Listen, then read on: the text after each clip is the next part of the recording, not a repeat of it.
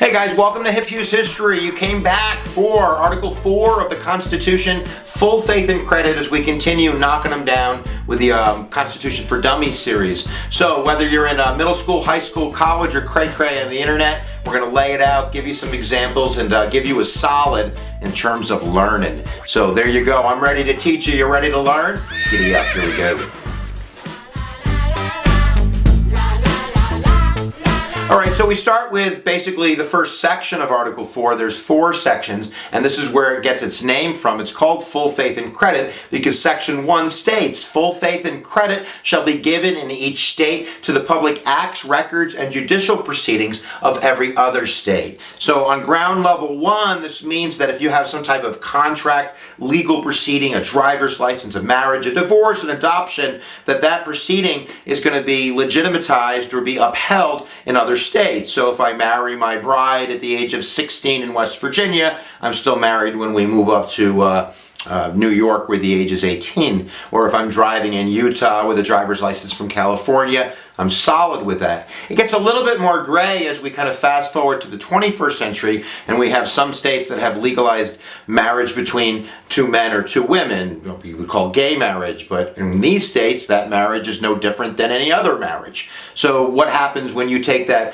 marriage certificate between 2 men or 2 women from New York and you move to Alabama? And right now Alabama isn't recognizing that marriage. So this used to be taken care of, the Defense of Marriage Act signed by Bill Clinton back in '96, or DOMA, but recently the Supreme Court knocked that down. So we're kind of a little bit of gray area, but if you're trying to apply Section 1, Article 4 to something that's controversial or something that is in the news, that's where I would drive that train to. So let's look at Section 2.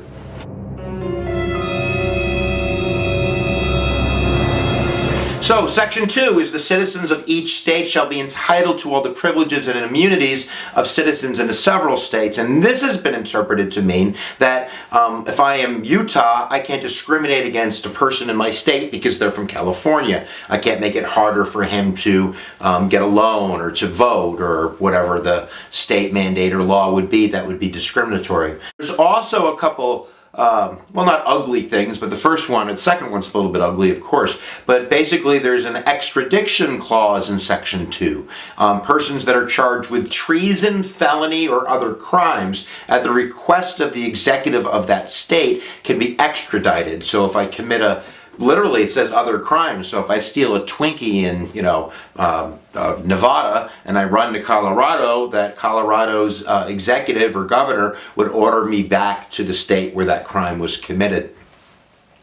The third dot in Section 2 is like a fugitive slave clause that literally says that people that are held in bondage and servitude, if they escape to another state, that they're still in bondage and servitude, and that they should be returned upon request of the person that's been harmed, not the slave, but the slave owner. And that was slid in and it got passed, and later that would be expanded upon by the 1849-1850 Fugitive Slave Act, giving it more enforcement power. But that ugliness is certainly in the Constitution, or it was, and that was nullified with the 13th Amendment. Let's look at the next section, which is about states and territories.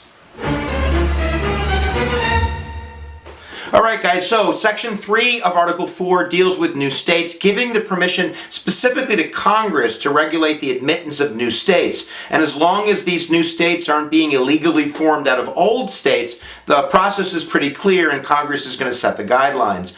It gets a little bit hairy during the Civil War when Virginia leaves the Union, and the people of Western Virginia kind of object to this and apply for new statehood under the flag of West Virginia, and are given that are granted that permission to do that. Kind of flies in the face of Section 3, but of course realizing Virginia left the Union makes it a little bit more hairy. Alright, let's look at Section 4. Another thing about Section 3 would be territories. There's also language in there that gives Congress the ability basically to rule over territories because they're not states, they're kind of like in the midst of the middle.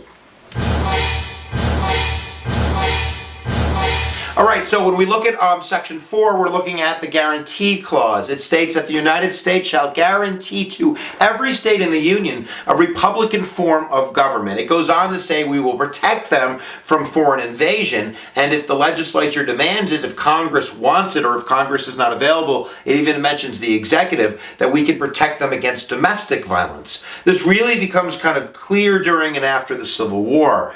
During the Civil War, this is going to be one of the justifications Lincoln kind of has at his fingertips to kind of squash what he sees as domestic violence in these states, this domestic insurrection, that the states never left the Union, that they have citizens that are in rebellion. And using Section 4 of Article 4 of the Constitution, it gives Congress, which is the Union Congress, and the executive, Lincoln, the ability to squash this domestic insurrection. And of course, if it was a foreign insurrection, or if aliens invade Alabama, Section 4 would give the President and Congress the ability to protect Alabama from aliens.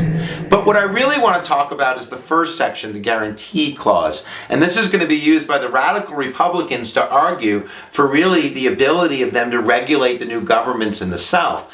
This doesn't get brought up a lot because really people in the South and kind of historians that are looking at a kind of a direct interpretation of the Constitution see radical republicanism and the control of the southern states as really kind of tyranny, as forcing them to do things against the will of their citizens, like adopt the 14th Amendment and the 15th Amendment.